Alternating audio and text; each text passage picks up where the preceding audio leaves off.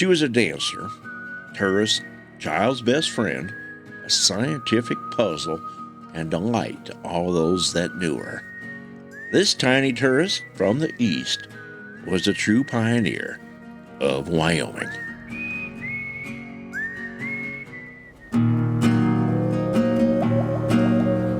Pioneers of outlaw country, cowboys, lawmen, and outlaws, to the businessmen and women who all helped shape Thermopolis in Hot Springs County, Wyoming. Here are their stories. Peeshee, Wyoming's tiniest tourist.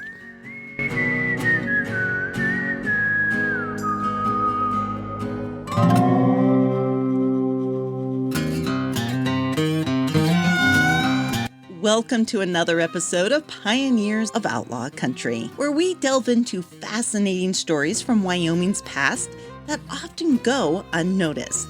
I'm your host, Jackie Dorothy, and today we have a unique tale that combines the Wild West, a renowned author and naturalist, and an unexpected star, a Japanese waltzing mouse named Psyche. Our story begins over 100 years ago with Owen Wister, a prominent naturalist and big game hunter known for his contributions to literature, particularly the Western novel The Virginian. This famous book was based on his adventures and observations of the 1880s in the territory of Wyoming. Today, we are exploring a different aspect of Owen Wister's life, as revealed in his journals and letters, edited by his daughter, Fanny Kimball Wister Stokes.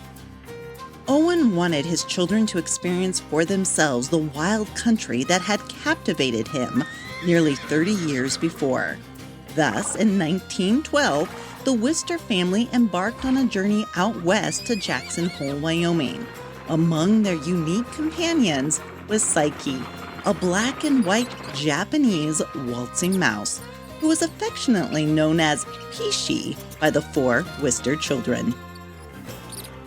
The term waltzing mouse may raise some eyebrows, so let's take a moment to explore what this fascinating creature is all about. The Japanese waltzing mouse, also known as the Nanking mouse, is a black and white descendant of the house mouse. It originated in China and became a popular household pet in Japan due to its peculiar habit of spinning round and round after its tail, a behavior known as waltzing.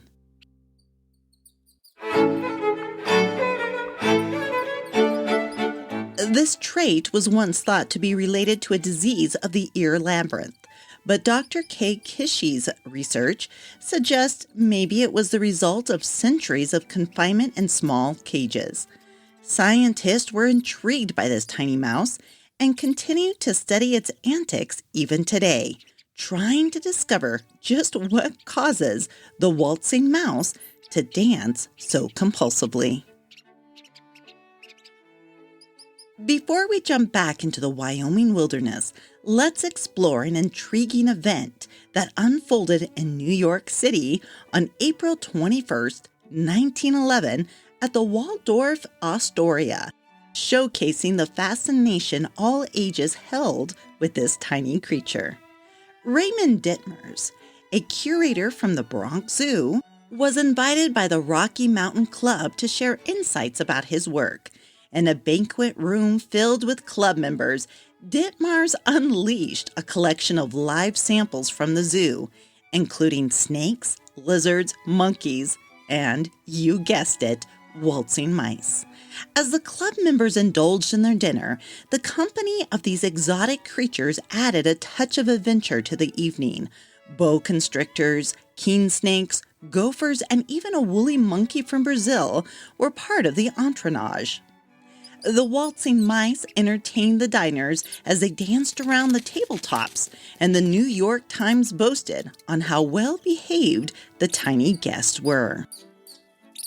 The waltzing mice spectacle made its way to the Montana State Fair the same year that Peeshee was dancing in Jackson Hole, Wyoming. Displayed by Billy Gimmel, president of the Joshers Club, these imported Japanese mice became a sensation. Their captivating movements, resembling the waltzing they were named for, delighted fairgoers and showcased the mice's natural talent. Before the state fair, the tiny performers attracted much attention by their capers in a flower store window on West Broadway.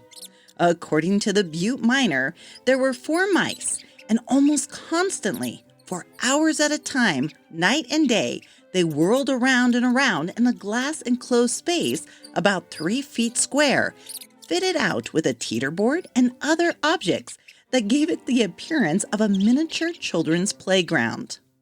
Around and around the mice flew, sometimes seemingly keeping step with each other in circling little posts till their movements resembled waltzing. The movements are natural to them, and they are not trained to this dancing. From the time that they are 1 week old, waltzing mice move around in circular spaces and are much more tame than ordinary mice. They can be turned loose in a store or other strange place and never attempt to make their escape from the top of a table or other spaces they may be turned loose on. Some of the saloon keepers in Butte were seriously, for a time, considering suing this flower shop because they claimed the whirling, dizzy exhibition injured their business. In their suit, they said that some of their best customers would, after a drink or two, stop drinking when they witnessed the little whirling animals' hallucination. Now, back to Owen Wister's adventure in Wyoming. The Wister family spent the summer in Jackson Hole, staying at the JY while they built their 2-story cabin on their new property in the Sage Plains. The whole family had pitched in, and despite the challenging conditions, they relied on their own efforts without outside help. Peeshee, this little waltzing mouse, spent her summer waltzing in this picturesque Wyoming landscape. She was kept in a butter tin with holes punched in the lid for air and a wire handle for carrying. As the summer turned to fall, the Wister family had to make the journey back east. Facing cold weather and even snow, they had to bid farewell to Jackson Hole. To keep Peeshee warm during the long drive, the children took turns holding her in her tin on their laps in the buckboard. However, by the end of the day, they were having difficulties keeping her warm despite her waltzing mouse antics. In a creative move to keep tiny Peeshee alive, Owen Wister, who was riding, placed her tin on the top of the pommel of his Mexican saddle. On top of a hot water bag, he carefully balanced the waltzing mouse. Despite the challenges and the mysterious source of hot water, Peeshee survived the trip back east. Owen Wister's journals provide us with a unique glimpse into the life of a naturalist who not only explored the Wild West, but also shared his adventures with an unexpected and charming companion, the Japanese waltzing mouse, Peeshee. By 1920, Peeshee and the waltzing mice were becoming a creature of the past. Once as common as goldfish, they were now nearly impossible to find, according to the newspapers of the day. The AP press announced solemnly, if you decided to make a jolly present to your youngest nephew, you couldn't find a Japanese waltzing mouse in the country. It is true, the reporter said, that the waltz is out of date in this age of shimmy shakers. But that doesn't account for their extinction. The war, which took so many lives, reached even to the mouse world. Breeders no longer raise these eccentric little creatures, according to Ed Huey, the bird and fish man. Perhaps they still live in Japan, where they are kept through immigration laws. But as far as this country goes, these busy pets of children are now but a memory. Join us next time as we continue our journeys through Wyoming history. unraveling more untold stories that bring the past to life, including that of our tiniest tourist. Thank you for joining me, Jackie Dorothy, on this whimsical look at the pioneers of outlaw country. Until next time, stay curious and keep exploring the wonders of the cowboy state.